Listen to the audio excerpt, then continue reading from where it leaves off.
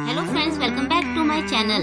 आज मैं आपके लिए एक नए रोमांटिक कोरियन ड्रामा की एक्सप्लेनेशन लेकर आई हूँ। तो चलिए कहानी की शुरुआत करते हैं। कहानी शुरू होती है योहान से, जो सुबह सुबह अलार्म की आवाज से उठता है।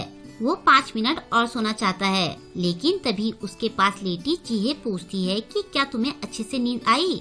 उसे अपने बेड पर देखकर योहान चौंक जाता है। वो पूछता है कि तुम यहाँ क्या कर रही हो। जिये कहती है कि मैं तुम्हारे उठने का वेट कर रही थी, चलो थोड़ी देर साथ में सोते हैं। और ऐसा कहकर जिये उससे चिपकने लगती है। योहान उसे खुद से अलग करते हुए कहता है कि तुम यहाँ कैसे आई। जिये कहती है कि पिछली बार मैं तुम्हारा पीछा करते करते यहाँ आ गई थी।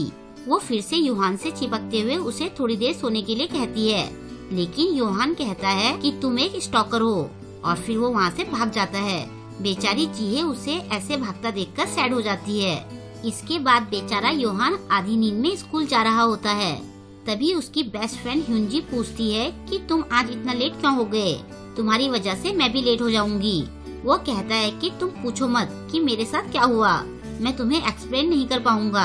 ह्यूनजी कहती है कि तुम हमेशा ही ऐसा कहते हो, कभी तो सच बोल दिया करो। योहान कहता है कि ये सब एक्सप्लेन करना सच में बहुत मुश्किल है, मुझे खुद नहीं पता कि मैं क्या करूं। तभी साइड से जिये भागते हुए आकर योहान को मजाक में धक्का मारती है, लेकिन उसके धक्के से योहान गिर जाता है। वो साइड में गिरा कहता है कि मुझे ढंग से सांस नहीं आ रही है। जिये कहती है कि ना चाहते हुए भी आज सुबह से ही मैं तुम्हें बहुत परेशान कर रही हूँ। ह्यूनजी चौंकते हुए पूछती है कि क्या तुम दोनों सुबह साथ में थे। जिये खुश होते हुए कहती है कि हम दोनों सुबह साथ में सो रहे थे। ये सुनकर योहान चिढ़ते हुए कहता है कि ऐसा कहकर तुम हमारे बीच में गलतफहमी पैदा कर दोगी। जिये कहती है कि मैं सच ही तो कह रही हूँ। वो कहता है कि ये सच है, लेकिन सुनने वाला इसका कुछ और ही मतलब निकालेगा। उनकी बातें सुनकर ह्यूनजी गुस्से में कहती है कि तुम्हें पता था कि मैं यहाँ तुम्हारा वेट कर रही हूँ, और फिर भी तुम घर में इसके साथ आराम से सो रहे थे। योहान कहता है कि ये सच नहीं है। ह्यूनजी उसे कहती है कि मुझे तुमसे नफरत है, और ऐसा कहकर वो चली जाती है। योहान भी उसके पीछे पीछे जाता है। स्कूल में पहुंचने के बाद जीसू योहान के पास आती है। वो उसका कॉलर पकड़कर कहती है कि क्या तुम मरना चाहते हो, आज तुम लेट क्यों आए। वो कहता है कि आज मैं कहीं फंस गया था। जीसू कहती है कि मैंने तुम्हें बहुत मिस किया। योहान घबराते हुए कहता है कि क्या तुम अपने हाथों का इस्तेमाल किए बिना बात कर सकती हो प्लीज। जीसू कहती है कि अगर तुम फिर से लेट हुए तो तुम सच में मारे जाओगे। वो कहता है कि लेट होने पर किसी को जान से मारना क्या कुछ ज्यादा नहीं हो जाएगा। जीसू कहती है कि अगर तुम चुप नहीं हुए तो मैं तुम्हें किस कर दूंगी। योहान उसे सॉरी कहता है। तब जीसू उसे छोड़कर चली जाती है। योहान सोचता है कि मुझे अपने पेरेंट्स को मेरा ट्रांसफर किसी और स्कूल में करने के लिए कहना होगा। तभी योहान देखता है कि चीजें उसके हाथ में बैंडेड लगा रही होती है। वो पूछती है कि तुम्हारे हाथ में चोट कैसे लगी। योहान कहता है कि आज मैं सुबह गिर गया था। चीजें पूछती है कि क्या तुम ठीक हो। फिर वो योहान का हाथ पकड़कर कहती है कि तुम अपना ध्यान रखा करो। योहान उसे थैंक्स कहता है। इसके बाद चीजें वहाँ से चली जाती है। उसके जाने के बाद योहान सोचता है कि बस चीजे की वजह से ही मैं यहाँ रुका हुआ हूँ। इसके बाद क्लास में चारों गर्ल्स उसे घेर कर बैठी होती हैं। उनकी टीचर उन्हें पढ़ा रही होती है, और वो टीचर भी बहुत ब्यूटीफुल होती है। उसे देखकर योहान खुश होते हुए सोचता है कि ये टीचर इतनी सुंदर है कि मेरा स्कूल छोड़कर जाने का मन बार बार बदल जाता है। इसके बाद वो टीचर सारे स्टूडेंट्स को सेल्फ स्टडी करने के लिए खूब लंबी लंबी गप्पे हाँकती है, और फिर उन्हें सेल्फ स्टडी करने के लिए कहकर खुद मस्ती करने चली जाती है। उसके जाने के बाद योहान अपना एयरपॉड निकालकर म्यूजिक सुनना चाहता है। तभी जिये पूछती है कि तुमने एक ही एयरपॉड क्यों लगाया है, दूसरा कहाँ गया। वो कहता है कि मुझसे इसका दूसरा पीस खो गया। चीजें उस पर दया दिखाते हुए कहती है कि क्या अब तुम्हें बस एक ही साइड से म्यूजिक सुनना पड़ेगा। योहान हाँ कहता है। ह्यूनजी उसे लापरवाह कहती है। योहान कहता है कि तुम फालतू में मुझसे लड़ाई मत करो। पीछे से जीसू कहती है कि जो भी तुमसे लड़े उसे तुम्हें जान से मार देना चाहिए। योहान कहता है कि तुम तो चुप ही रहो। इसके बाद चारों गर्ल्स एक साथ उठकर बाहर चली जाती हैं। योहान समझ नहीं पाता कि वो चारों कहाँ गई। नेक्स्ट सीन में योहान क्लास में बैठकर आराम कर रहा होता है। तभी पीछे से जिये आकर उससे किस मांगती है। जब वो इसकी वजह पूछता है तो वो कहती है कि मैंने काम ही ऐसा किया है। योहान पूछता है कि तुमने ऐसा भी क्या किया। तभी जिये अचानक से उसके गाल पर किस कर देती है, और उसके ऐसा करने से योहान हड़बड़ा जाता है।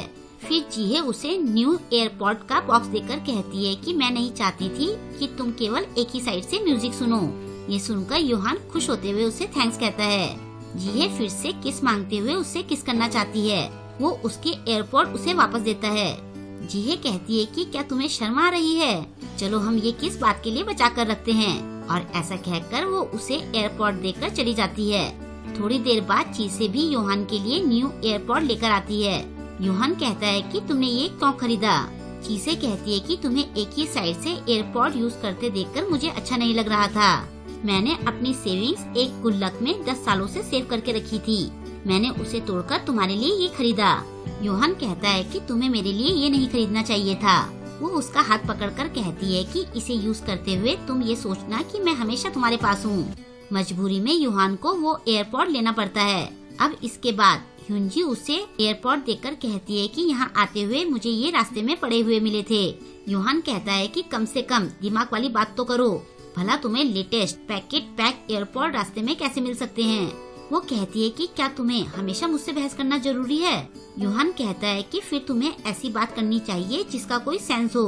ह्यूनजी कहती है कि आजकल तुम कुछ ज्यादा ही उछल रहे हो, चुपचाप इसे यूज करो। योहान कहता है कि मैंने ऐसा क्या किया है, लेकिन ह्यूनजी उसकी बात सुने बिना ही चली जाती है। कुछ टाइम बाद जीसू उसे न्यू हेडफोन देकर कहती है कि अगर कल तुमने इसे नहीं पहना तो मैं तुम्हारी हड्डी पसली तोड़ दूंगी। योहान कहता है कि मैं पूरे टाइम इतने बड़े और लाल हेडफोन कैसे पहन सकता हूँ। वो कहती है कि चुपचाप इसे पहनो।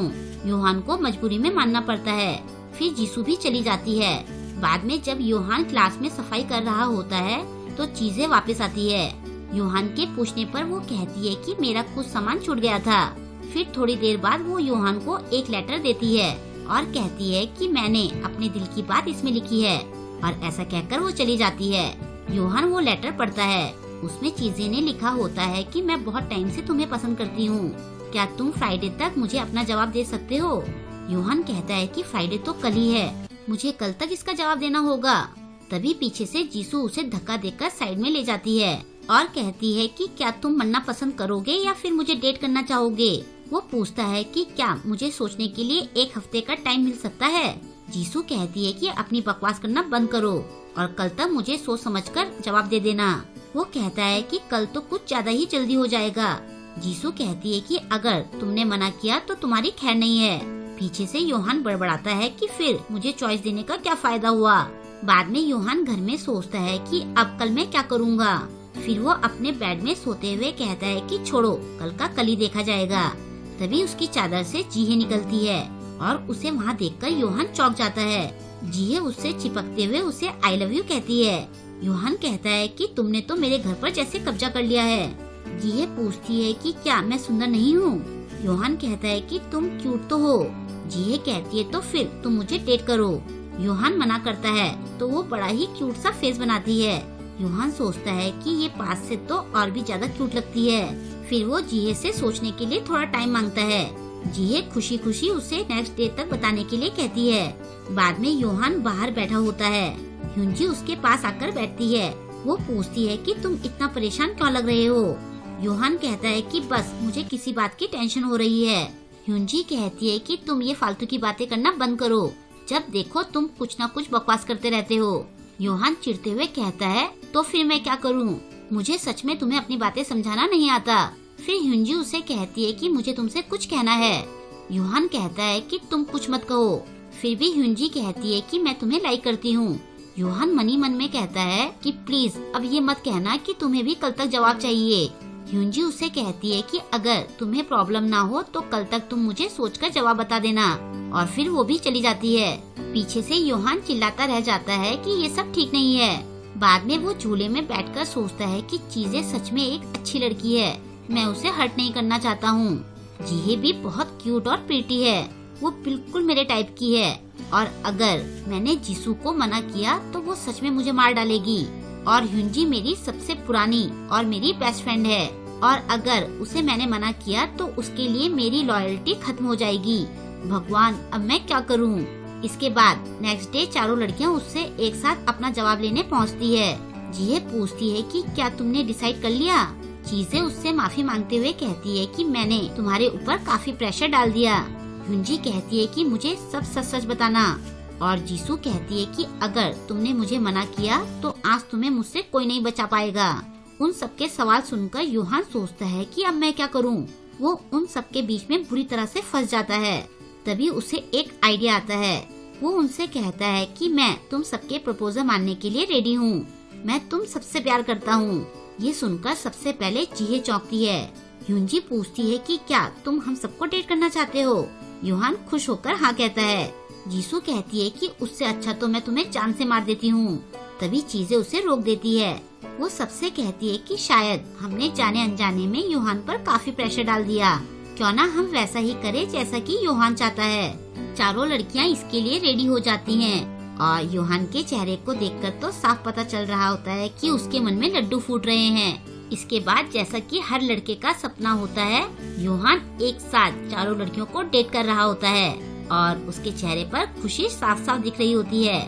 वो पांचों खुशी खुशी एक साथ चले जाते हैं। शायद आगे चलकर योहान उनमें से किसी एक को सीरियसली डेट करने की सोचे और यहीं पर इस ड्रामा की एंडिंग हो जाती है। आई होप कि आपको आज का ये ड्रामा पसंद आया होगा। आपको आज का ये ड्रामा कैसा लगा मुझे कमेंट करके जरूर बताएं और वीडियो को लाइक और शेयर करना ना भूलें। अगर अभी तक आपने मेरे चैनल को सब्सक्राइब नहीं किया है तो प्लीज मेरे चैनल को सब्सक्राइब कर लें और लेटेस्ट वीडियोस की नोटिफिकेशन पाने के लिए बेल आइकन को प्रेस करना ना भूलें। मिलते हैं जल्द ही नेक्स्ट वीडियो के साथ। Thank you.